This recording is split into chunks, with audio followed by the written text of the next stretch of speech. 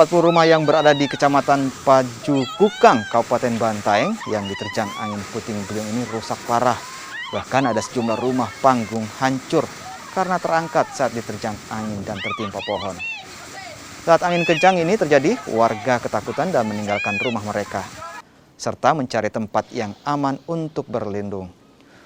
Usai diterjang angin, warga kembali ke rumah mereka untuk membersihkan material rumah mereka yang telah rusak.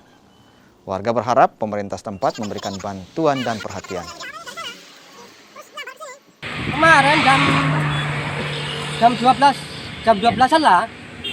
Ini putih pelimbunya tiba-tiba muncul atau seperti apa, Pak? Apakah Ya, mengganggu tiba-tiba awalnya dari sana, terus nyambar ke sini. Pak, dari pantauan kita sendiri kemarin, Pak, dalam puting beliung ada berapa rumah yang menjadi korban, Pak? Dari pantauan kita sendiri, Pak.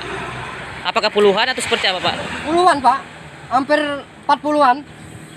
Terus apa harapan kita sendiri, Pak, terhadap pemerintah, Pak? Ya, mudah-mudahan lah pemerintah turun tangan lah supaya meringankan beban saya toh. Ini banyak, bukan saya sendiri, sampai ke sana. Ya, mudah-mudahan pemerintah untuk meringankan beban ini.